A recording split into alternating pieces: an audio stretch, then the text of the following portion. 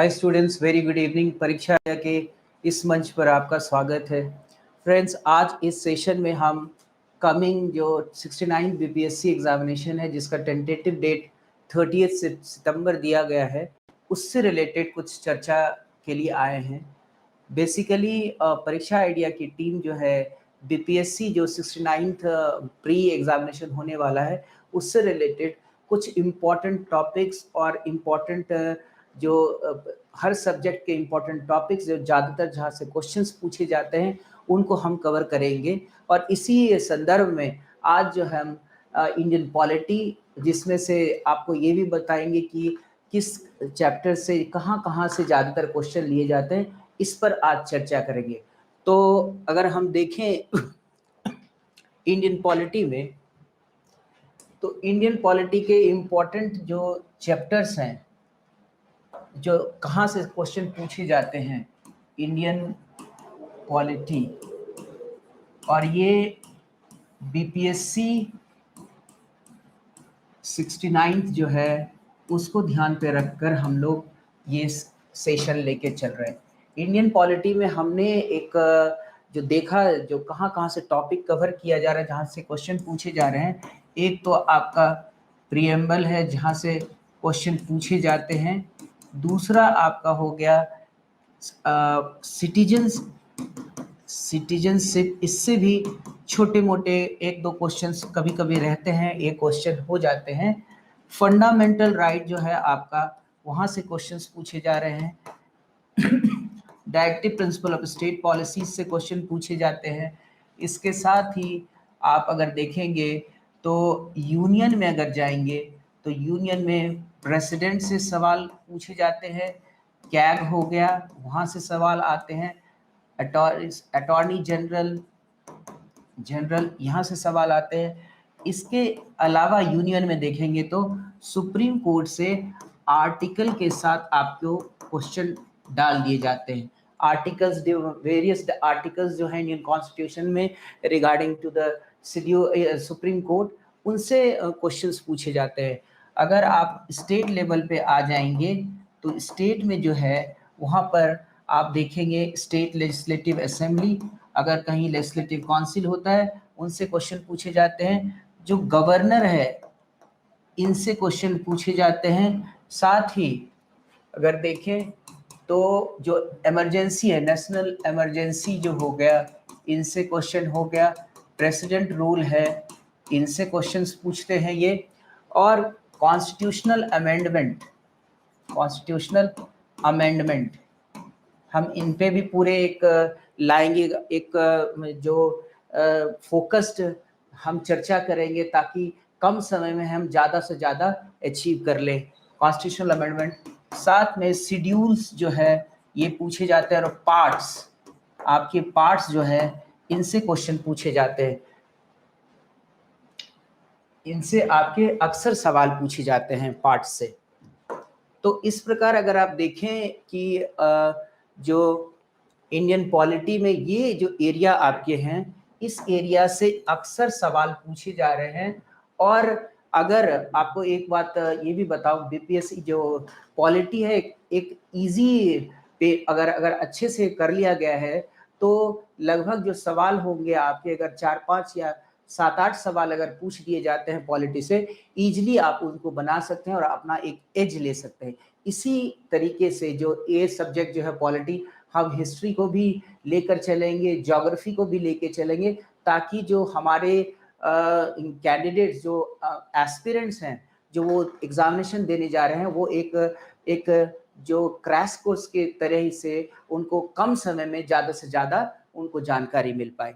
तो आज जो है हम प्रीएम्बल जो इसी जो संदर्भ में हम क्या करने जा रहे हैं कि आपके लिए जो प्रीएम्बल है, इस प्रीएम्बल को पूरे एक्सप्लेन करेंगे, साथ ही कुछ क्वेश्चंस भी लेंगे ताकि आप उसको एक रिवीजन हो जाए आपको इसी क्लास के दौरान में। तो let's start with the preamble.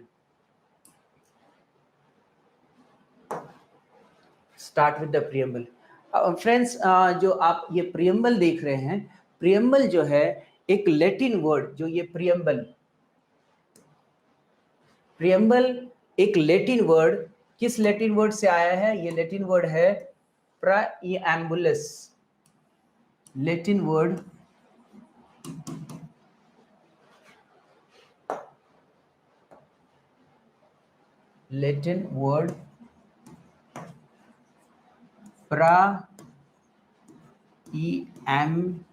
प्रीएम्बुलस इससे लिया गया है। इसका मतलब क्या है? Walking before the speech, walking before the speech, walking before the speech. एक तरह से इसको आप इंट्रोडक्टरी पेज भी बोल सकते हैं। किसी भी बुक का अगर कोई इंट्रोडक्शन रहता है, जैसे प्रीफेस होता है, उसी तरह प्रियम्बल होता है। और इंडियन कॉन्स्टिट्यूशन में प्रियम्बल आपको पूरे डिटेल में बताता है कि आखिर जो प्रियम्बल है उसमें क्या क्या चीज इनकॉर्पोरेट, कॉन्स्टिट्यूशन, आपकी जो कॉन्स्टिट्यूशन है इंडियन कॉन्स्टिट्यूशन, उसमें क्या क्या चीज इनकॉर्पोरेट किया गया है। जो ये एक तरह से इंट्रोडक्टरी स्टेटमेंट है आपके कॉन्स्टिट्यूशन का। पर्पस क्या है आपकी? इस पर्पस, फिलॉसफी, ऑब्जेक्टिव,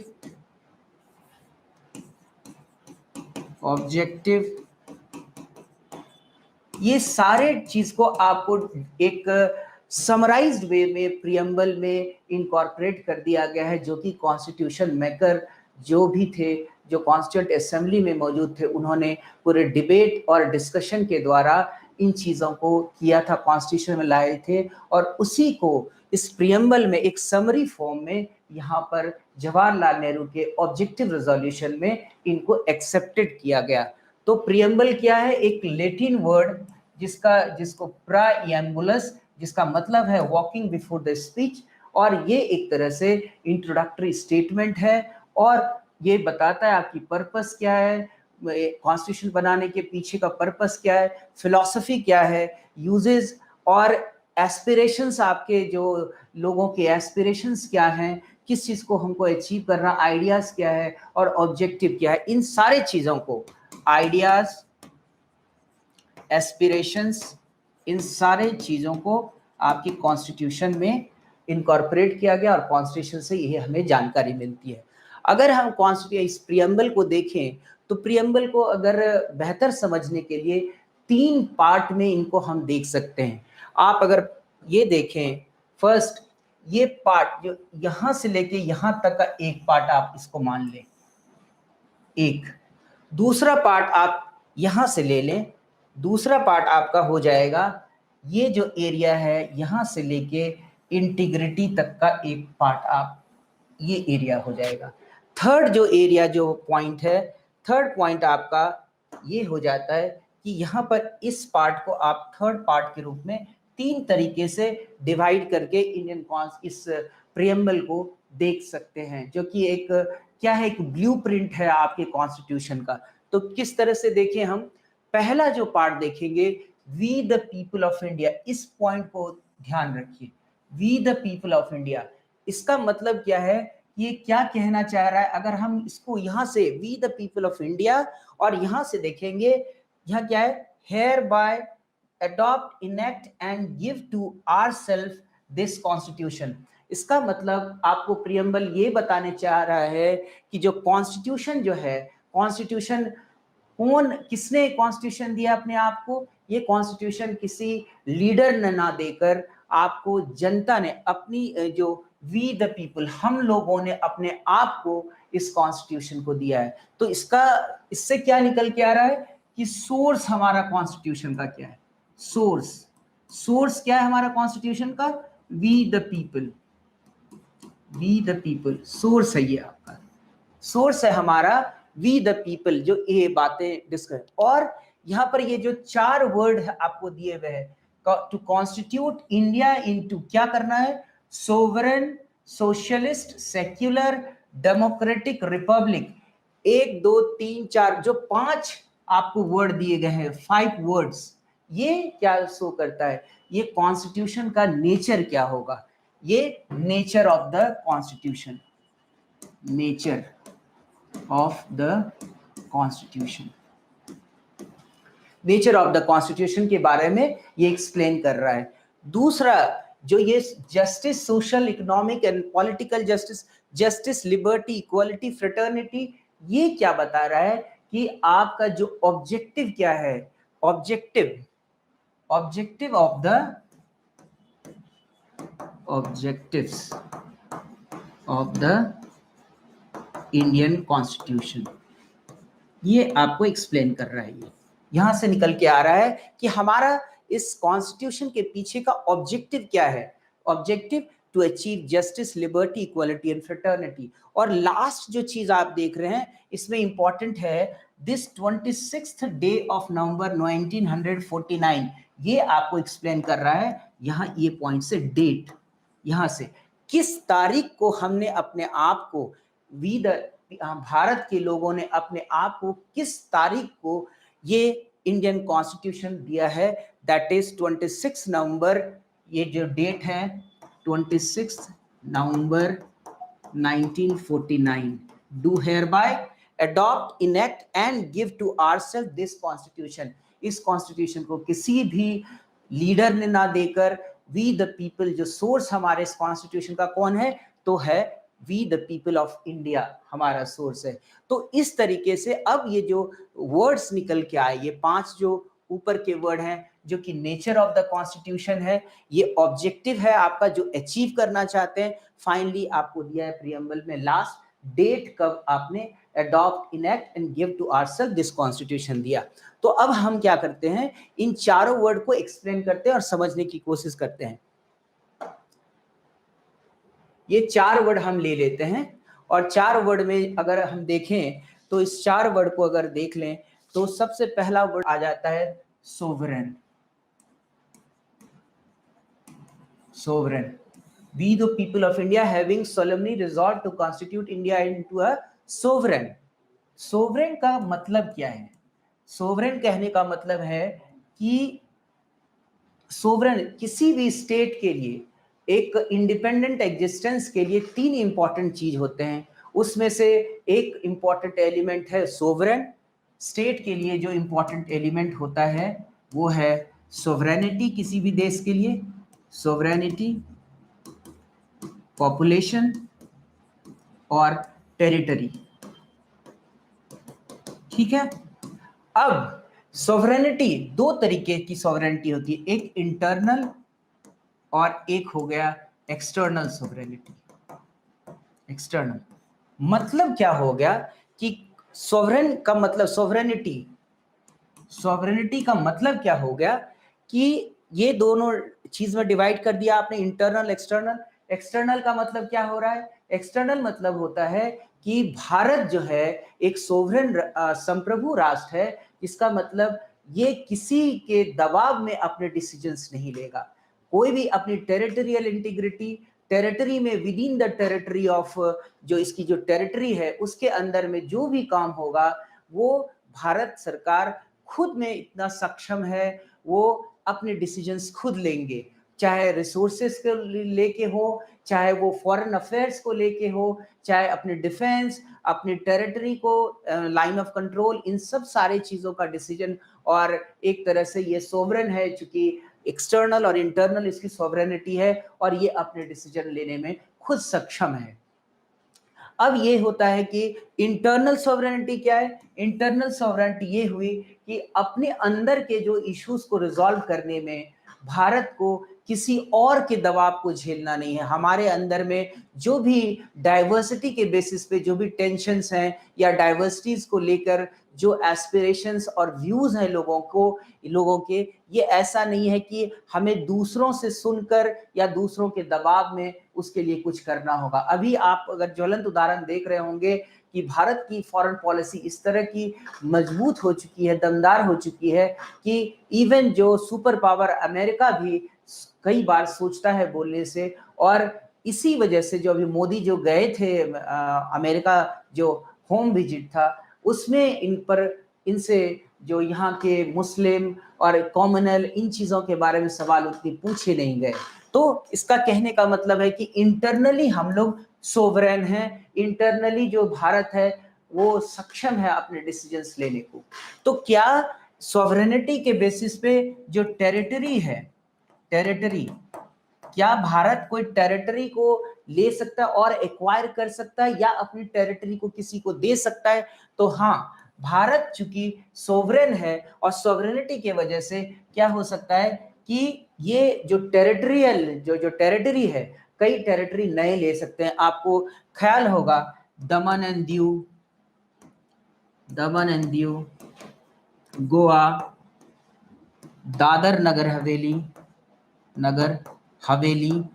दादर है नगर हवेली, पौंडीचेरी, ये सब क्या है? ये तो पौंडीचेरी फ्रेंच एस्टेब्लिशमेंट था, ये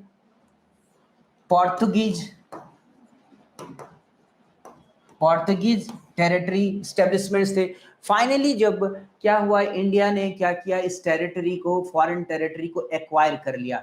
तो सॉवरेनिटी का क्या मतलब हुआ कि इंडिया जो है अपने डिसीजंस लेने में, इंटरनल एक्सटर्नल सारे डिसीजंस लेने में सक्षम है, और ये एक सॉवरेनिटी का पार्ट है। एक सॉवरेनिटी, इसीलिए आपने देखा प्रीएम्बल में सॉवरेनिटी वर्ड आता है, सॉवरेनिटी। इसके बाद और दूसरे वर्ड को ले हम सोशलिस्ट और सेक्युलर। आपने देखा जो nature of the Indian constitution को देख रहे हैं, सोशलिस्ट का मतलब क्या है? सोशलिस्ट को अगर समझने के लिए इकोनॉमिक टाइप्स आपको समझने होंगे। इकोनॉमिक टाइप्स का क्या मतलब है कि दो तरीके से इकोनॉमी जो है वो चलती है। वो एक तरह से सोशलिस्ट में क्या है कि एक कैपिटलिस्ट इकोनॉमी है, कैपिटलिस्ट, और एक है socialist pattern of socialist pattern, जो प्रोडक्शन के इस तरह के दो टाइप हैं। कैपिटलिस्ट में क्या होता है, ये मार्केट ड्रिवन है, मार्केट विल डिसाइड कि किस तरह का कोर्स ऑफ एक्शन लेना है, और यहाँ पर ये प्रोडक्शन जो है, प्रोडक्शन एंड डिस्ट्रीब्यूशन, ये दोनों है प्राइवेट हैंड में रहता है, प्राइवेट हैंड्स में। इसीलिए आप कॉन्ग्लोमेरेट्स, बहुत बड़े बड़े बिजनेस एस्टेब्लिशमेंट जो होते हैं यहाँ पर, और ये अगर देखेंगे यूएसए, इन जगहों में, यूरोपियन जो कंट्रीज है उसमें कैपिटलिस्ट फॉर्म ऑफ गवर्नमेंट है। सोशलिस्ट क्या है, अगर मार्क्सियन कॉन्सेप्ट देखें तो इसमें क्या, एक चीज आप देखें, ये कैपिटलिस्ट सोसाइटी में क्या होता है कि ये सिर्फ जो डिमांड होता है मार्केट का, मार्केट ड्रिवन डिमांड्स पर काम करते हैं। अगर 80 आदमी है, अगर इसको एक एग्जांपल से समझे, अगर 80 पीपल ये चाहते हैं कि मुझे सिर्फ लेज या कोई इस तरह का, जो आप आजकल देखते हैं प्रोडक्ट्स मार्केट में, वो चाहते हैं कि मुझे सिर्फ लेज ही पसंद है, और इसके लिए क्या करते हैं कि जितने भी मार्केट जो है वो क्या प्रोड्यूस करेगी, 80 आदमियों के लिए लेस प्रोड्यूस करेगी, क्योंकि डिमांड है। लेकिन जो 20 आदमी नहीं चाहते हैं, वो कोई और चीज चाहते हैं, उन चीजों को ये नहीं बनाएगी। इसका मतलब है कि 20 जो लोग हैं जिनकी कम एक तरह से उनका डिमांड नजर आता है, तो उनको छोड़ दिया जाएगा। ये एक तरह से 20 पीपल, ये 20 लोग लेफ्ट ओवर हो जाएंगे। लेफ्ट ओवर कहने का मतलब, कैपिटलिस्ट जो मोड ऑफ इकोनॉमिक प्रोडक्शन में क्या होगा, कुछ लोगों को छोड़ दिया जाएगा जो मार्केट को कोई सपोर्ट नहीं कर रहे हैं। और सोशलिस्ट में अगर देखें, यहां पर अगर मार्क्सिज्म फिलॉसफी, मार्क्सिस्ट सोशलिज्म देखें, इसमें क्या होता है, state will take all the responsibility. State जो है according to the needs of the people of that particular society चीजों को प्रोड्यूस करेगी, और हर के नीड के अनुसार में क्या करेगी, उनको उस चीजों को मुहैया कराएगी। तो कंपटीशन कम हो जा रहा है वहां पर, क्वालिटेटिव गुड्स वहां नहीं मिलेंगे। लेकिन ये दोनों चीज को अगर आप देख लें, इंडिया के सोशलिस्ट पॉइंट को क्या समझने के लिए, इंडिया में गांधीयन फिलॉसफी को समझना पड़ेगा। गांधीयन फिलॉसफी, और गांधीयन फिलॉसफी आपको पता होगा किस चीज की बातें करता था, ये village economy, sustainable village economy, जिससे कि जो पुअर हैं, जो पुअर उन सब तक जो है पहुंच जो बनी रहे, उन लोगों के लिए भी जो सोशलिस्ट पैटर्न ऑफ सोसाइटी में वहाँ पर क्या हो, उनको भी चीज़ें मुहैया कराई जा सके, मिल जाए। इस तरह के इकोनॉमिक सिस्टम होने चाहिए। Economic empowerment of the weaker section of the society, ये क्या कर रहा है कि economic empowerment of the weaker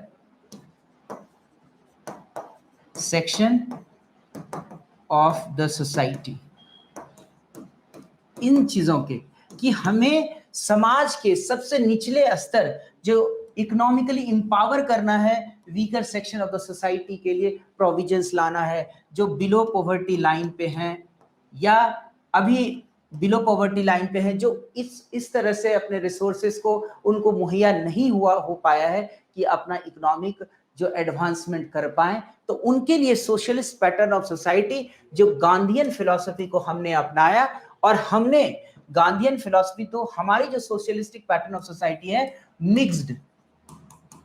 mixed, और इसको ज्यादातर जो अगर देखेंगे तो गांधीयन फिलॉसफी को ध्यान में रखते हुए बनाया गया है, जो सारे जो इकोनॉमिकली वीकर सेक्शन है उन तक हम जो चीजों को पहुंचा सकें इस सोशलिस्टिक पैटर्न ऑफ सोसाइटी में। पीडीएस सिस्टम उसमें से आप ले सकते हैं। मिक्स का मतलब यहाँ पर दोनों प्राइवेट और गवर्नमेंट, अब ये दोनों प्ले करेंगे और ये ध्यान रखेंगे किस तरह से हम अपने जो weaker section of the society को इंपावर कर सकते हैं। इस वजह से पीडीएस सिस्टम है, अंत्योदय अन्न योजना है, अन्न योजना, और कई प्रोग्राम्स इसको कैटर करने के लिए इन बातों को ध्यान में रखते हुए प्रोग्राम्स लेके आया जाता है। ये प्रियम्बल में आपको सोशलिस्ट एक केस आया 1983 में, DS Nakara versus Union of India, DS Nakara versus Union of India में ये डिबेट चला कि क्या इंडियन जो इंडियन सोसाइटी जो है, क्या ये इंडियन सोसाइटी एक तरह से सिर्फ मार्क्सिज्म सोशलिज्म की बात कर रहा है।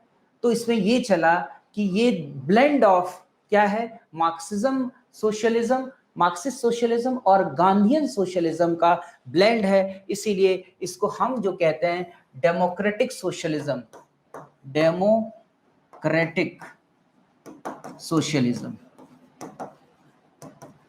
डेमोक्रेटिक सोशलिज्म हमारा जो स्ट्रक्चर है, democratic socialism means of production में हम दोनों प्राइवेट एंड पब्लिक मिलकर करते हैं और इकोनॉमिकली वीकर सेक्शंस के लिए भी उसमें प्रोविजंस रखते हैं। तो ये तो सोशलिस्ट रहा। अब दूसरी बात, इसमें एक और वर्ड है सोशलिज्म। सोशलिस्ट हो गया, अब सेक्युलर। सेक्युलर का मतलब क्या हो गया कि इन जो स्टेट है उसका कोई अपना रिलीजन नहीं होगा, स्टेट हैव नो रिलीजन। और अगर इसको कॉन्टेक्स्ट को अगर समझने के लिए, अगर बहुत सारे जो यूरोपियन नेशंस या फॉरेन कंट्रीज हैं, वहां पर कई देशों में क्या होता है कि रिलीजन को एक तरह से क्या माना जाता है कि एक फसाद के लिए एक रूप में कि स्टेट का कोई रिलीजन नहीं होगा, बल्कि उसको एक तरह से अवरोध के रूप में माना जाता है और प्रैक्टिस करने नहीं दिया जाता है। अगर आपको ये जानकारी होगी कि इवन फ्रांस में पब्लिकली आप जो है रिलीजियस रिलीजन को प्रैक्टिस नहीं कर सकते। यूएसएसआर में ये भी था कि प्राइवेटली भी अपने रिलीजन को प्रैक्टिस नहीं किया सकता। लेकिन भारत ने जो भारत का जो सेकुलर तरीका है वो है positive in nature. Positive in nature कहने का मतलब ये हो गया, positive in nature, positive in nature, ये हमारा, हम हमारा धर्म, हम हमारे स्टेट का कोई अपना धर्म नहीं है, लेकिन हम अपने यहाँ पर डाइवर्सिफाइड जो सोसाइटी है, डाइवर्सिटी जिसमें है, कई कल्चर के, कई रिलीजियस लोग रहते हैं, उन सब को हम क्या करते हैं, उनको अपने धर्म को मानने के लिए टू प्रैक्टिस, प्रोफेस और प्रोपागेट का हम मौका देते हैं। और इस वजह से आपने देखा होगा आर्टिकल 25 to 28 में ये रिलीजियस के प्रोविजंस को इनकॉर्पोरेट किया गया है, अगर ताकि वो अपने प्रैक्टिस कर सके और साथ ही साथ ऐसे रिलीजन को बढ़ावा देने के लिए अपने रिलीजियस इंस्टीट्यूशंस को भी वो बना सकते हैं। तो सेक्युलर का नेचर हमारे इंडियन जो कॉन्स्टिट्यूशन के अंदर में इंडिया में इसको इस तरह से लिया गया कि ये पॉजिटिव इन नेचर होगा। यूरोपियन कंट्रीज नेशन या कई और देशों की तरह नहीं कि इसको एक तरह से एक अवरोध के रूप में समझा जाए, बल्कि एक पॉजिटिविटी की तरह इसको लिया गया in order to save the diversity of India, और इंडियन की जो डाइवर्सिटी है इसको बरकरार रखा जाए। और इस वजह से सेक्युलर में हम पॉजिटिव इन नेचर। और आपको एक और आर्टिकल 27 इसको समझने के लिए, article 27 of the Indian constitution, जिसमें से बोला जाता है कि धर्म के नाम पर कोई भी टैक्स जो है सिटीजन को नहीं देना पड़ेगा, एक सेक्युलरिज्म का एक ज्वलन उदाहरण है यहाँ पर। इसके साथ अब एक और वर्ड है डेमोक्रेसी, डेमोक्रेटिक, आपने देखा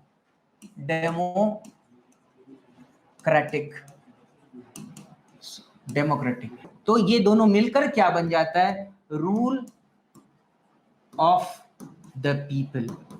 हमने क्या डेमोक्रेटिक, डेमोक्रेसी अगर देखेंगे, डेमोक्रेटिक फॉर्म ऑफ अगर गवर्नमेंट आप देखें, फॉर्म ऑफ गवर्नमेंट दो तरह के हैं, एक तो direct democratic form of government और एक इनडायरेक्ट। हमने जो भारत में indirect democratic form of government लिया है, हम अपने रिप्रेजेंटेटिव को चुनकर, थ्रू वोटिंग राइट्स चुनकर पार्लियामेंट में भेजते हैं और हमारे लिए वो कानून बनाते हैं, हमारे लिए रूल्स एंड रेगुलेशंस बनाते हैं, पॉलिसीज डिवाइस करते हैं। और ये इसलिए इनडायरेक्ट जो हमारे इंडिया में indirect democratic form of government है इंडिया, हमने ये कॉन्स्टिट्यूशन के थ्रू अपनाया। डायरेक्ट डेमोक्रेटिक फॉर्म डेमोक्रेसी वहां सक्सेसफुल हो सकता है जैसे कि जहां जिस कंट्री में की पॉपुलेशन बहुत कम है। इसको अगर आपको याद हो तो स्विट्जरलैंड एक ऐसी कंट्री है जहां जो डायरेक्ट डेमोक्रेटिक डेमोक्रेसी या डेमोक्रेटिक फॉर्म ऑफ गवर्नमेंट है, उसमें लोग जो है पार्टिसिपेट करते हैं डिसीजन मेकिंग में। तो ये स्विट्जरलैंड और हमारा जो डेमोक्रेटिक फॉर्म ऑफ गवर्नमेंट है ये पार्टिसिपेटिव डेमोक्रेसी है। ये डेमोक्रेसी जो है पार्टिसिपेटिव,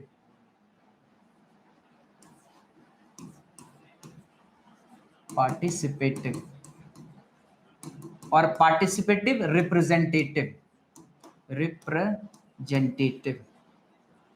हम सारे तो नहीं पहुंच सकते, लेकिन हमारे चुने हुए प्रतिनिधि वहां जाकर, हाउस में जाकर हमारे लिए कानून बनाते हैं। तो डेमोक्रेसी ये है, demos plus क्रेशिया, that is people, and rule of the people. आपको पता होगा democracy is of the people, by the people and for the people. इसको ध्यान में रखते हुए डेमोक्रेटिक फॉर्म ऑफ गवर्नमेंट और डेमोक्रेसी, इस प्रियम्बल को इस संदर्भ में आप देख सकते हैं, डेमोक्रेसी में डेमोक्रेटिक फॉर्म ऑफ गवर्नमेंट। इसके अलावा अगर आपको याद होगा कि इस पार्टिसिपेटिव डेमोक्रेसी और रिप्रेजेंटेशन के लिए क्या किया, हमने अपने आप को जो कॉन्स्टिट्यूशन में under article 324 universal adult franchise, वैश्य मताधिकार, सार्वभौम वैश्य मताधिकार का प्रोविजंस है हमारा। हम पहले अगर आपको याद हो 61st अमेंडमेंट एक्ट 1989, इसमें क्या था, इससे पहले 21 ईयर्स था वोटिंग राइट, जो 21 साल होने के बाद ही आप वोट दे सकते हैं। लेकिन अब इसके बाद क्या हुआ, 18 ईयर्स, इसको घटाते हुए कितना कर दिया गया, 18 ईयर्स। कोई व्यक्ति अगर 18 साल का है तो वो वोट देने का अधिकार उनको मिल जाता है। और ये अगर ये क्वेश्चन में पूछा जाता है क्या ये एक आपका फंडामेंटल राइट है वोट देने का, तो नहीं, ये जो अधिकार आपका है it is a constitutional right,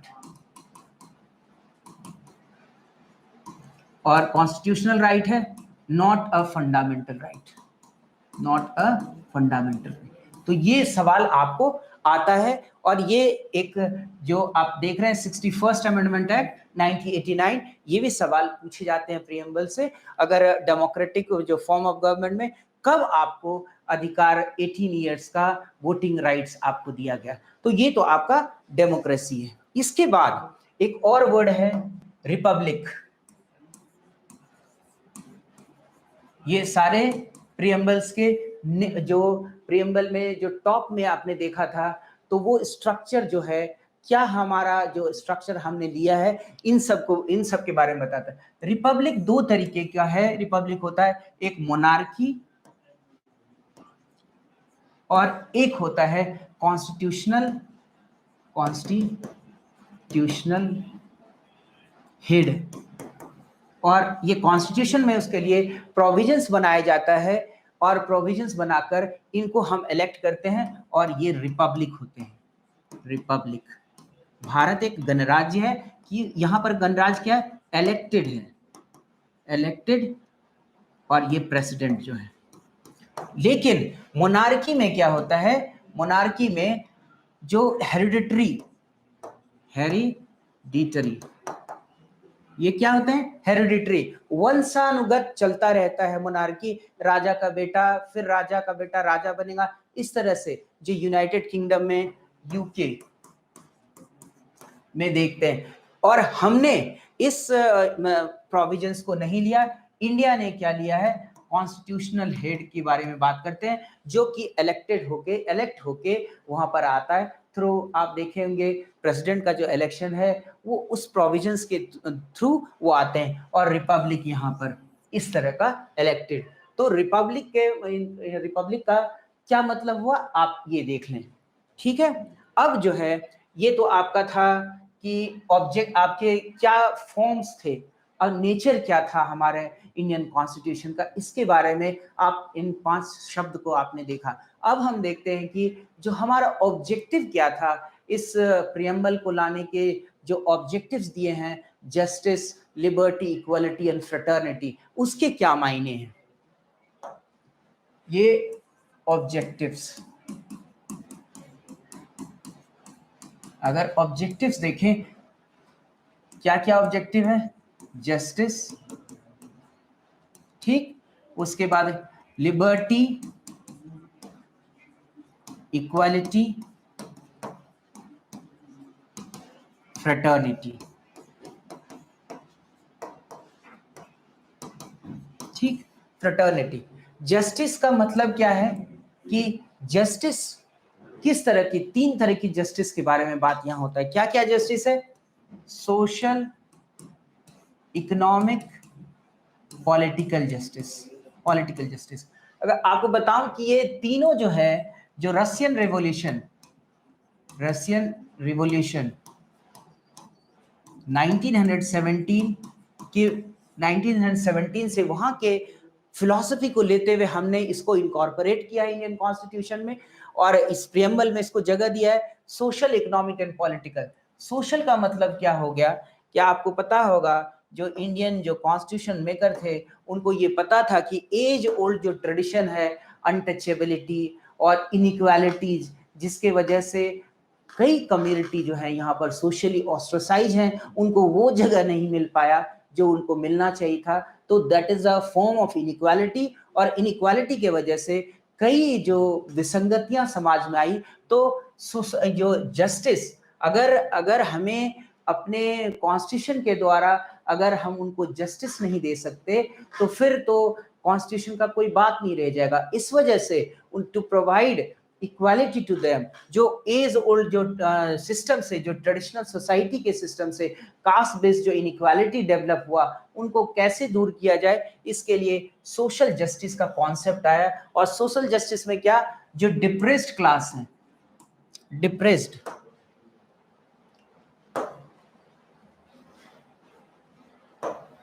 जो आपके डिप्रेस्ड क्लास हैं, डिप्रेस्ड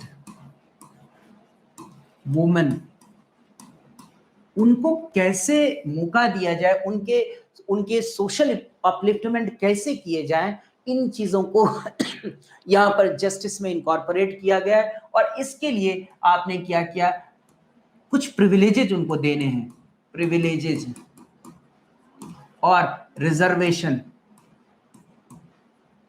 रिजर्वेशन के फॉर्म में आपने क्या किया, एक प्रोटेक्टिव डिस्क्रिमिनेशन, प्रोटेक्टिव डिस्क्रिमिनेशन, एक प्रोटेक्टिव डिस्क्रिमिनेशन की थियरी लाकर आपने क्या किया, जो सोशली ऑस्ट्रेसाइज थे, जो लगभग हमेशा वंचना के शिकार रहे, उस एससी एसटी वीकर सेक्शन, इनको क्या करते हैं, रिजर्वेशन देकर हम सोशल लैडर में उनको उठाने की कोशिश कर रहे हैं। तो ये जस्टिस, सोशल जस्टिस की बात हो गई, डिप्रेस। और यहीं पर आप देखें आर्टिकल 17 अनटचेबिलिटी, एबॉलिशन ऑफ, ये सब सारे सवाल पूछे जाते हैं, एबॉलिशन ऑफ अनटचेबिलिटी। बारीकी से अगर आप पढ़ेंगे तो चीजों को सॉल्व कर लेंगे। सो ये क्या हुआ, एबॉलिशन ऑफ अनटचेबिलिटी, जो right to equality, right to equality that is 14 to 18 के अंतर में है। और इससे टेम्पल एंट्री और कई ऐसे जो इश्यूज क्रॉप अप हुए थे और जो समाज में जो कुरीतियां थी, वो जिसके वजह से उनको दंश झेलना पड़ रहा था ऑप्रेस क्लास को, उनको क्या किया हमने मुख्य धारा में जोड़ने के लिए ये जो जस्टिस जो है, सोशल जस्टिस की बात हम करते हैं। फिर इकोनॉमिक जस्टिस का मतलब क्या होता है, इकोनॉमिक जस्टिस आपको पता ही होगा, जो इकोनॉमिकली डिप्राइव्ड हैं, कमजोर वर्ग हैं, उसको किस तरीके से जस्टिस दिया जाए, उनको उनका किस तरह से विकास किया जाए, इसके लिए इकोनॉमिक जस्टिस की हम बात करते हैं, इकोनॉमिक एम्पावरमेंट की बात करते हैं हम, ठीक है।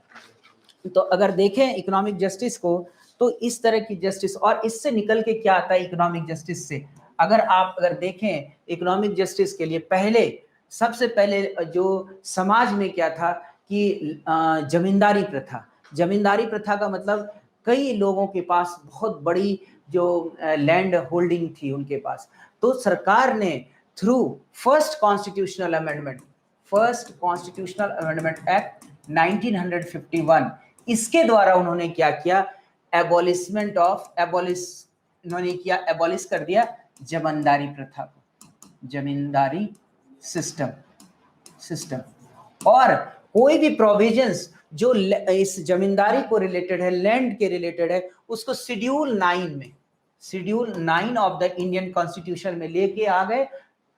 इसको लाने के पीछे की मंशा क्या थी सॉरी, कि कोई भी, किसी भी जो शेड्यूल 9 में कोई भी सब्जेक्ट्स होते हैं, उसको जुडिशियल रिव्यू, उसकी जुडिशियल रिव्यू नहीं होती है, तो जुडिशियल रिव्यू से बचने के लिए और to protect the weaker section of the society, जो इकोनॉमिकली डिप्राइव्ड है और इकोनॉमिकल डेप्रेविटी की वजह से बहुत सारे समस्याएं उनको होती है, तो इनके वजह से उनको सपोर्ट देने के लिए क्या किया, जस्टिस किस तरह से देंगे, इकोनॉमिक जस्टिस को अचीव करने के लिए ये प्रोविजंस वहां पर लाएगा। आपको ये भी एक पता होगा कि हम लोग क्या करते हैं, एक प्रोग्रेसिव टैक्सेशन,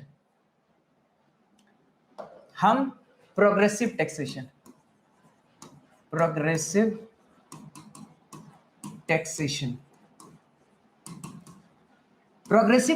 की पॉलिसी को अपनाते हैं, जिसमें जो ज्यादा से ज्यादा रिच है उसको हम उसी अनुसार में उसको टैक्सेशन लगाया जाता है।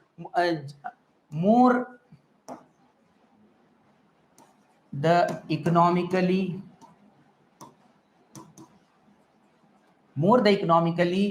स्ट्रॉन्ग, इनको मोर द टैक्स, उनको क्या कर, जैसे इकोनॉमिकली बहुत रिच है तो उनको टैक्स ज्यादा देना पड़ेगा, और जो लेस हैं, वीकर सेक्शन, उनको टैक्स में क्या होता है, टैक्स रिलीफ। और ये प्रोविजंस आप अगर देखें तो एक तरह से इकोनॉमिक जस्टिस को अचीव करने के लिए, इकोनॉमिक जस्टिस को क्या कैसे अचीव किया जाए, इसके लिए प्रोग्रेसिव टैक्सेशन भी इंडिया में इस तरह से काम करता है। तो हमने जस्टिस, सोशल, इकोनॉमिक और पॉलिटिकल अगर आप देखेंगे ये पॉलिटिकल जस्टिस का मतलब क्या हो गया कि पॉलिटिकल जस्टिस जो हमारे प्रियम्बल में, पॉलिटिकल जस्टिस में का मतलब है कि किसी भी इक्वल, फ्री, फेयर अपॉर्चुनिटी मिलना चाहिए, equal, free, fair opportunities to participate in political process।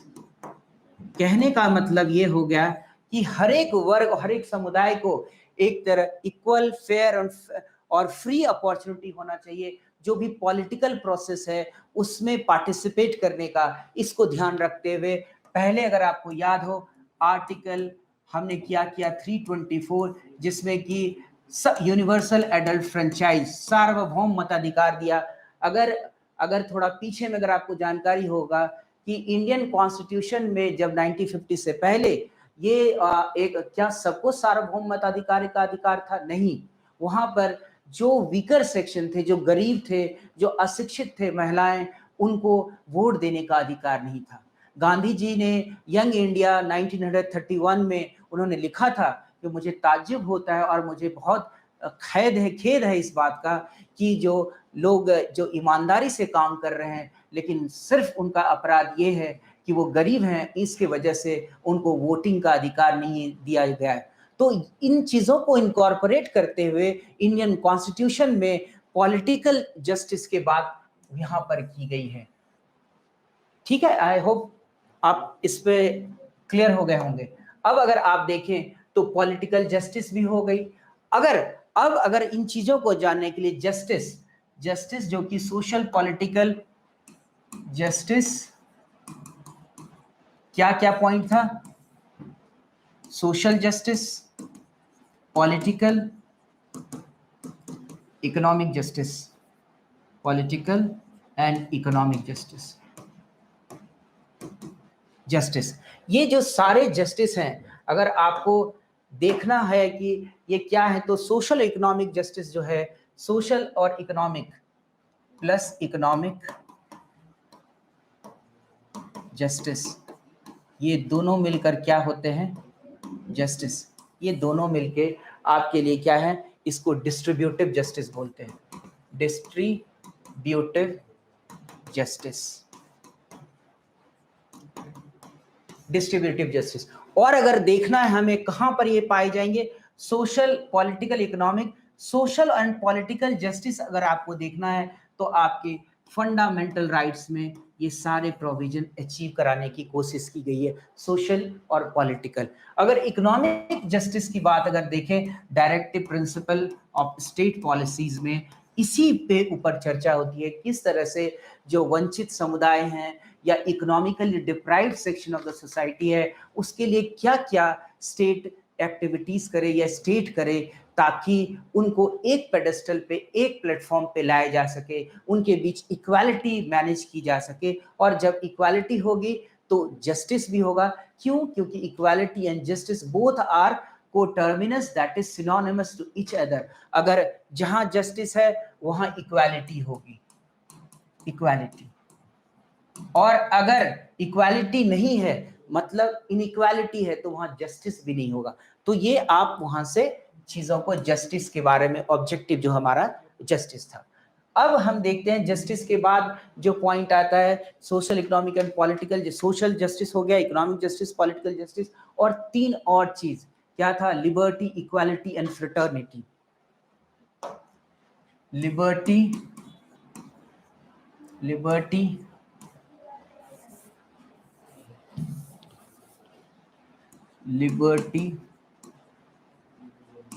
Equality and fraternity.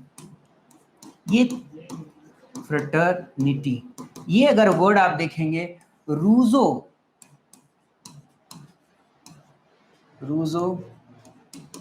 इनके जो फ्रेंच रिवॉल्यूशन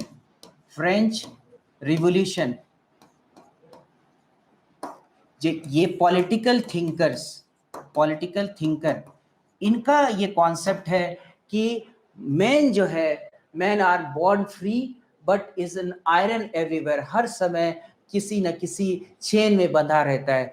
इसको हमारे इंडियन कॉन्स्टिट्यूशन मेकर ने प्रियम्बल में इसको जगह दिया।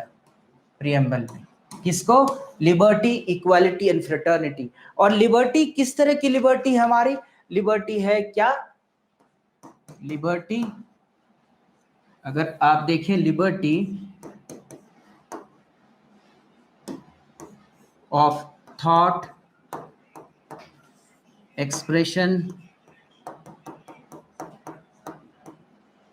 बिलीफ, फेथ, ये आपको अपनी आजादी है, आपको लिबर्टी है। हमने यहां पर टर्म लिबर्टी इस्तेमाल किया है, फ्रीडम नहीं किया है। फ्रीडम का मतलब क्या होता है? जैसे कि हम भारत जो है ब्रिटिश शासन से 1947 में उनको फ्रीडम मिला, भारत को आजादी मिली, मतलब गुलामी के जंजीरों में थे। लेकिन लिबर्टी का मतलब है हमारे ऊपर में कोई भी गुलामी का जंजीर नहीं लदा हुआ है। हमने जो डिसीजंस लिए हैं अपने लिए और इंडिपेंडेंट डिसीजन लिए, इसलिए प्रियम्बल में किस शब्द का इस्तेमाल किया गया? लिबर्टी, फ्रीडम का इस्तेमाल नहीं किया गया। लिबर्टी किस तरह का? Thought, expression, belief and faith. Thought मतलब आप जो सोचने के लिए आपको आजादी है, ये जो सारे चीज, अगर जो आजादी, राइट्स दिए गए हैं कि एक रीजनेबल राइट्स, एब्सोल्यूट राइट नहीं है आप। जो आर्टिकल 19(2) में लेट डाउन है कि आपकी जो कोई भी आजादी इस तरह की नहीं होगी कि किसी और कम्युनिटी को, पब्लिक ऑर्डर को, हित को वो बिगाड़ सके। तो आपको लिबर्टी है अंडर रेस्ट्रिक्शंस। तो थॉट की आजादी है, एक्सप्रेशन की, बिलीफ की, फेथ की। और फेथ, आप अपना धर्म, किसी भी धर्म को मान सकते हैं, किसी भी तरीके से आप अपना जो प्रैक्टिस है, जो पूजा कर सकते हैं, ये सारा आपका है। आप एक्सप्रेस कर सकते हैं अपने चीजों को, इश्यूज को पीसफुल प्रोटेस्ट के द्वारा। एक मास जो मूवमेंट होता है उसमें आप शामिल हो सकते हैं, लेकिन अनआर्म्ड आपको पीसफुल प्रोसेशन होना चाहिए, पीसफुल प्रोटेस्ट होना चाहिए। क्यों? क्योंकि no right is absolute. Right के साथ साथ एक तरह से रीजनेबल रेस्ट्रिक्शंस भी रिक्वायर्ड था, जो कि हमने यहाँ लिबर्टी तो दिया, लेकिन विद रेस्ट्रिक्शंस हम फंडामेंटल राइट में इसको देख सकते हैं। तो लिबर्टी की बात हुई। इक्वालिटी, इक्वालिटी किस तरह की इक्वालिटी है? दो तरह की इक्वालिटी की बात की गई है। वो है इक्वालिटी स्टेटस की, इक्वालिटी स्टेटस एंड अपॉर्चुनिटी।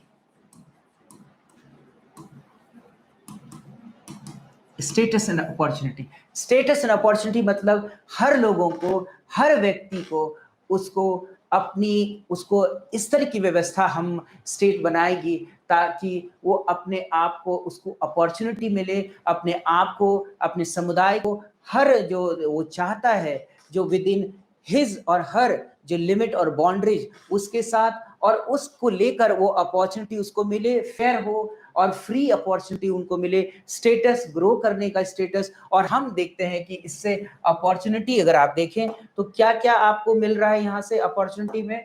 यहाँ पर अगर आप देखेंगे तो आपको अपॉर्चुनिटी के लिए आर्टिकल आपके पास 16, आर्टिकल 15, और ये पब्लिक एम्प्लॉयमेंट, पब्लिक एम्प्लॉयमेंट में क्या हुआ?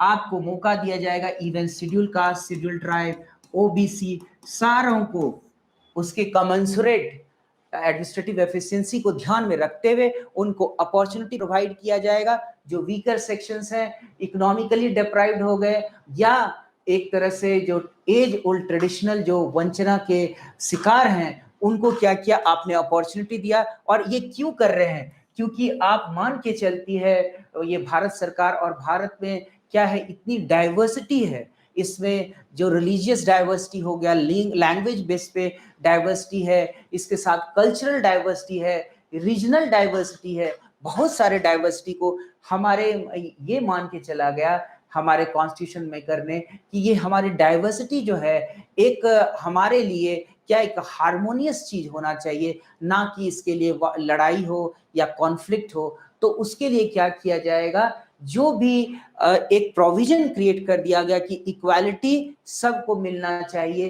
क्योंकि ये देश जो है हर एक लोगों के मेहनत से बना हुआ देश है। कोई एक व्यक्ति को सिर्फ उसके अधिकार नहीं होने चाहिए, एक व्यक्ति ही सिर्फ उससे बेनिफिट ना ले, और इसी वजह से इक्वालिटी में स्टेटस और अपॉर्चुनिटी की बात होती है। तो ये है fraternity is one of the very important word, क्योंकि फ्रेटर्निटी अगर है मतलब एक तरह से आप क्या कर रहे हैं, कंपटीशन है, जो हेल्दी कंपटीशन कर रहे हैं, और साथ में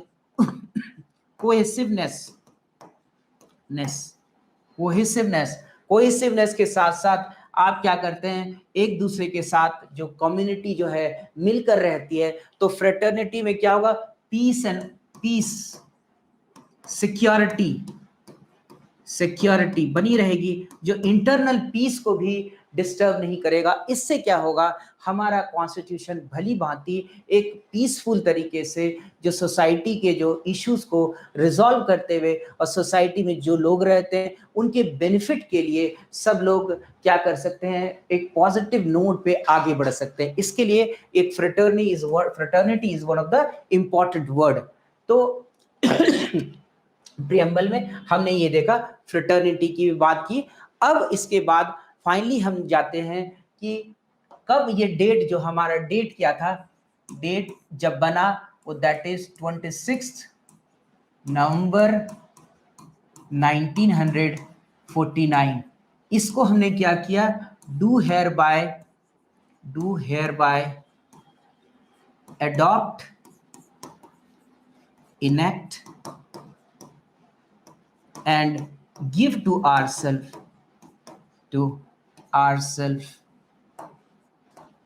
this constitution। इस कॉन्स्टिट्यूशन को हमने कब दिया, हमने 26 नवंबर 1949 को अपने आप को दिया। अब फाइनली हम 26 जनवरी 1950 को हमने इसको एक तरह से भारत एक गणराज्य बना। तो ये हमने देखा कि किस तरह से प्रियम्बल मूव किया। और अगर प्रियम्बल के बारे में देखें तो प्रियम्बल में सिर्फ अभी तक में इमरजेंसी के समय में दैट इज इन 1976 एक बार ही सिर्फ इसमें अमेंडमेंट हुआ है, that is 42nd constitutional amendment 1976। और इस अमेंडमेंट के थ्रू 3 वर्ड जोड़े गए। वर्ड्स क्या क्या वर्ड थे, वो वर्ड थे सेक्युलर, सोशलिस्ट एंड इंटीग्रिटी। ये 3 शब्द जोड़े गए।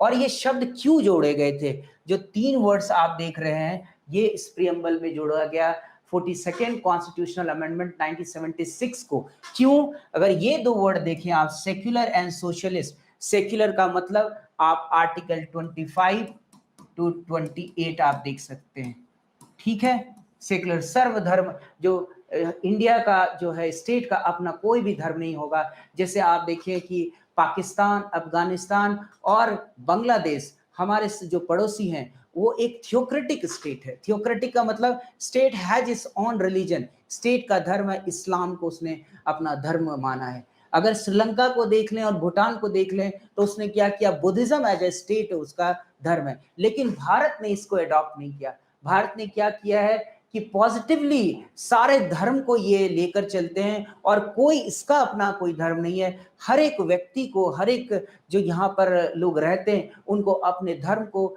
प्रोपेगेट करने, प्रैक्टिस करने, प्रोफेस करने की आज़ादी है। इवन फंडामेंटल राइट्स में हमने उनको ये दिया है, जगह दिया है, आर्टिकल 25 से 28। जो ये मिसिंग हुआ था, जो फंडामेंटल राइट में जो ये प्रोविजंस तो हमने डाला था, लेकिन ये पहले 42nd अमेंडमेंट 1976 से पहले इस प्रियम्बल में नहीं था। तो इस मिसिंग फैक्ट को इसने क्या किया, इनकॉर्पोरेट किया, सेकुलर स्ट्रक्चर को, सेकुलर वर्ड को इनकॉर्पोरेट करके।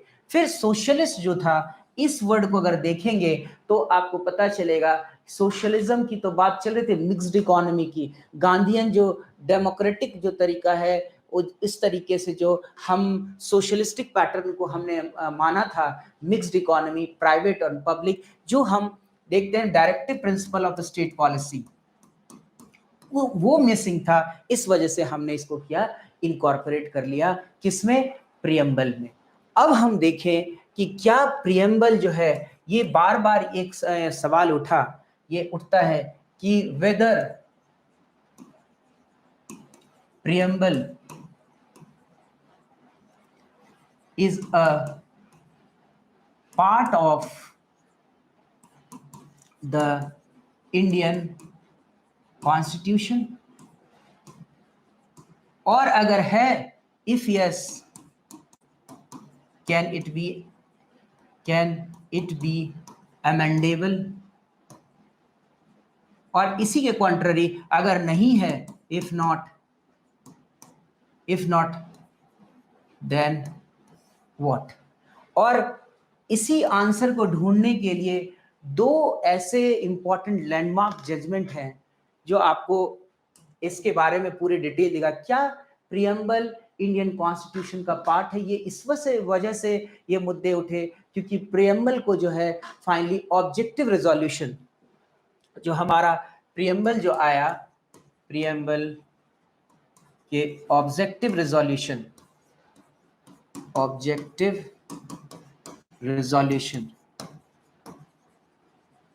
और प्रियम्बल का ऑब्जेक्टिव रेजोल्यूशन जो पेश किया गया, किसके द्वारा पेश किया गया था? प्रियम्बल का ऑब्जेक्टिव रेजोल्यूशन ये पेश किया गया था पंडित जवाहरलाल नेहरू के द्वारा, और ये पेश किया गया था रेजोल्यूशन 13 दिसंबर 1946। 13 दिसंबर 1946 को ये पेश किया गया। किसके द्वारा? पंडित नेहरू के द्वारा इसको पेश किया गया, और ये जो है रेजोल्यूशन फाइनली एक्सेप्ट कर लिया गया 22 जनवरी 1947 को, और इसको हमने फाइनली जगह दी, अडॉप्ट किया। कब? अडॉप्टेड 26 नवंबर 1949 को अडॉप्ट किया। ऑब्जेक्टिव रेजोल्यूशन था ये, और ऑब्जेक्टिव रेजोल्यूशन के द्वारा 13 दिसंबर 1946 को जवाहरलाल नेहरू के द्वारा, कॉन्स्टिट्यूएंट जवाहरलाल नेहरू के द्वारा इसको पेश किया गया, और फाइनली 22 जनवरी 1947 को इसको कॉन्स्टिट्यूएंट असेंबली ने इसको एक्सेप्ट कर लिया, और अडॉप्ट कब किया गया? 26 नवंबर 1949 को इसको अडॉप्ट किया गया। और ये प्रियम्बल कब फोर्स में आ गया? कैम फोर्स ऑन 26 जनवरी 1950, 26 जनवरी 1950 को ये इफेक्ट में आ गया। इस वजह से सवाल ये है कि इसको एक तरह से इंट्रोडक्टरी प्रोविजंस के रूप में रखा गया, तो क्या whether preamble is a part of the Indian constitution, ये सवाल उठता है। इसके लिए दो इंपॉर्टेंट केस आए, वो केस हम लेते हैं। वो केस था पहला Berubari union case. Berubari union case में अगर आप देखेंगे, प्रियम्बल बेरुबारी यूनियन केस, दो इंपॉर्टेंट केस हैं। 26 जनवरी को आप देखें 1950 को whether preamble is a part of the Indian constitution, तो बेरुबारी यूनियन केस 1960 में आया, और इसको अगर आप देखें तो इसमें बोला गया कि Indian constitution it indicates the source. ये जो बेरुबारी यूनियन में बोला गया कि प्रियम्बल जो है इंडिकेट करता है किसको? सोर्स को इंडिकेट करता है, फ्रॉम विच, जहां से ये कॉन्स्टिट्यूशन डिराइव इट्स, क्या इसने कहां से अपने पावर को डिराइव किया है, जिससे ये इसके लेजिटिमेसी उसको मिलती है। इसको, इस सोर्स को ये सिर्फ डिस्क्राइब करता है। सोर्स क्या था? We the people. इस सोर्स को ये एक तरह से बताता है कि what is the source of the constitution, और ये एक तरह से key to the mind of the constitution maker. अगर कोई चीज जानना हो तो उस प्रियम्बल के द्वारा कॉन्स्टिट्यूशन मेकर्स थे, उनके दिमाग को पढ़ा जा सकता है, और ये एक तरह से एक लैंप पोस्ट के रूप में काम करता है, एक लाइट के रूप में आपको वो लाइट दिखाता रहता है। लेकिन किसी भी सूरत में कोई ये जो है preamble is not a part of the Indian constitution, क्योंकि ये कोई भी सब्सटेंटिव राइट जो है वो नहीं देता है। और इस वजह से इस बेरुबारी यूनियन केस में क्या माना गया कि जो preamble is not a part of the constitution और इसीलिए ये अमेंड नहीं होगा। लेकिन इसके बाद 1973 में जो केशव नंदा भारती केस 1973 आता है, उसमें साफ साफ बोला गया जो प्रियम्बल है to the constitution, preamble to the constitution is of extreme importance, ये एक्सट्रीमली इंपॉर्टेंट है, and the constitution should be read and interpreted in the light of the grand and noble vision expressed in the preamble। जो इसका interpretation होगा, interpretation हमेशा करना पड़ेगा in the light of the grand and noble vision expressed in the preamble। और इस प्रकार ये माना गया केशव नंदा भारती केस में कि preamble is a part of the constitution, और अब preamble part of the constitution है, इस वजह से प्रियम्बल में अमेंडमेंट भी कर सकते हैं। Preamble can also be amended और अमेंडमेंट का प्रोविजन हमारे पास आर्टिकल 368 में है। और इसके लिए अगर प्रियम्बल को केशव नंदा भारती केस में ये बोल दिया गया कि अब आप इसको अमेंड कर सकते हैं, लेकिन केशव नंदा भारती केस में एक इंपॉर्टेंट जो निकल के आया था जजमेंट में, वो था बेसिक स्ट्रक्चर। ये बोला गया कि किसी भी रूप में आप प्रियम्बल को कर सकते हैं अमेंड, लेकिन उसकी जो सोल और स्पिरिट है वो बरकरार रहना चाहिए। बेसिक स्ट्रक्चर जो एक तरह से इवॉल्व होके आया था केशव नंदा भारती केस में, उसमें भी बोला गया जो बेसिक स्ट्रक्चर है, जो फाउंडेशन स्टोन है कॉन्स्टिट्यूशन का, उसको किसी भी सूरत में अमेंडमेंट के द्वारा आप क्रम्बल अप नहीं कर सकते हैं, उसको खत्म नहीं कर सकते हैं। अगर कोई भी ऐसा तरीका अपनाया जाएगा तो क्या होगा, अंडर द जुडिशियल एनविल जो है, जुडिशियल रिव्यू में उसको कॉन्स्टिट्यूशनली एक तरह से क्या किया जाएगा, अनकॉन्स्टिट्यूशनल करार दे दिया जाएगा। और इसी वजह से अब आप देखते हैं प्रियम्बल क्या है, after Kesavananda Bharati case, preamble is a part of the Indian constitution और that can be amended, but उसका बेसिक स्ट्रक्चर और उसका जो की वर्ड्स है, उसके सोल और स्पिरिट को आप किसी भी रूप में खत्म नहीं कर सकते, अमेंड नहीं कर सकते। इसके साथ ही एक और जो केस इसके साथ जो जुड़ा हुआ केस था, जो फाइनली इसको एक तरह से और इसने अपहेल्ड किया कि हाँ इंडियन जो कॉन्स्टिट्यूशन है वो इसमें प्रियम्बल को आप नहीं कर सकते, वो केस था केशव नंदा भारती के बाद का एक केस है, जिस केस का नाम है LIC ऑफ इंडिया केस।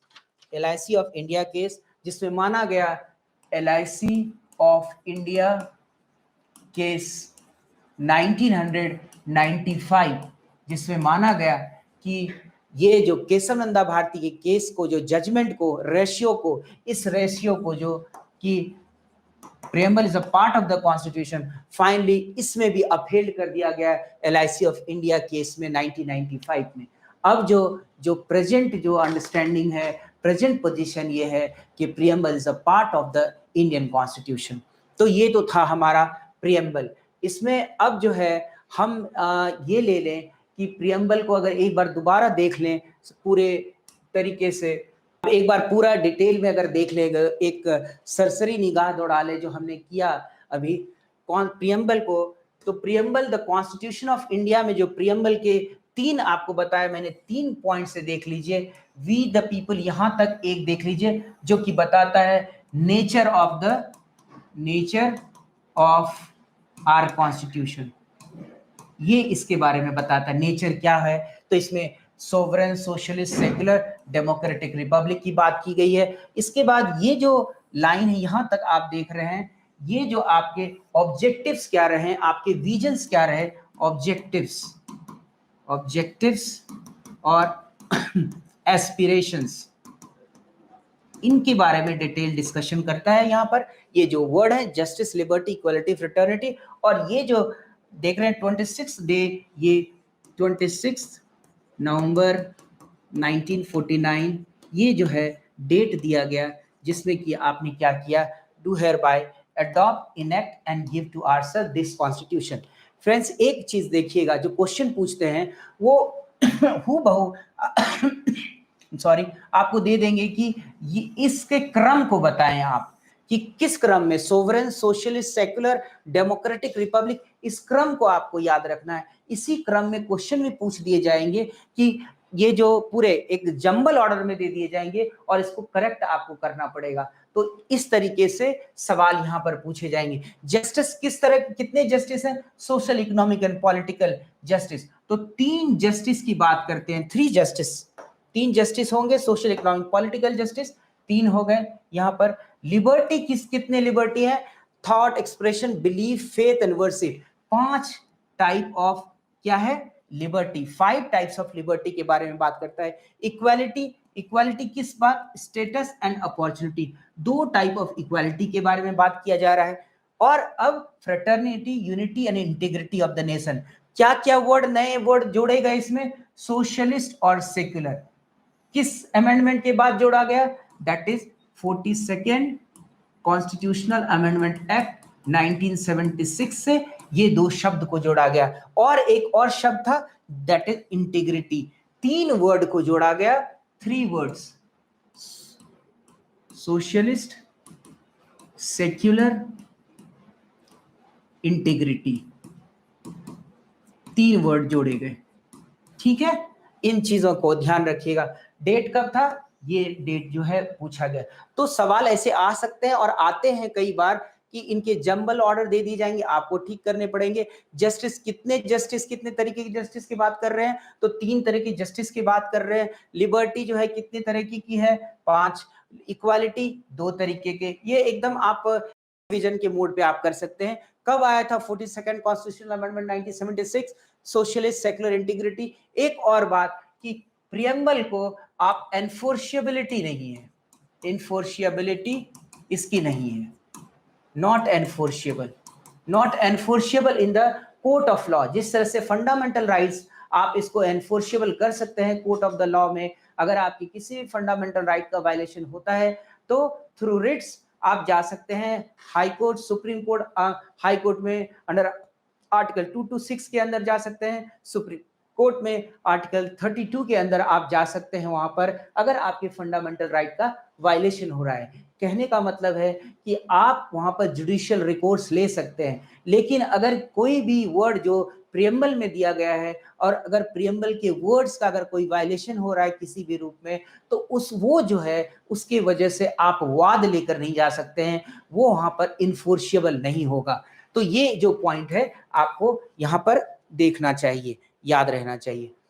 तो इसके अलावा कुछ क्वेश्चंस जो हैं, जो अभी समय का अभाव है आज, और हमें ये लग रहा है कि थोड़ा और अगर क्वेश्चंस ले लेते तो बेहतर होता, लेकिन समय को देखते हुए हम इसके बाद के सेशन में इस प्रियम्बल से जुड़े हुए सारे क्वेश्चंस लेंगे, ताकि आपको एक एक करके सारे रिवीजन भी हो जाएं और किस तरह के एग्जामिनेशन में क्वेश्चन पूछे जाते हैं ये आपको पता चल जाए। तो आज के लिए इतना ही। Thank you for today.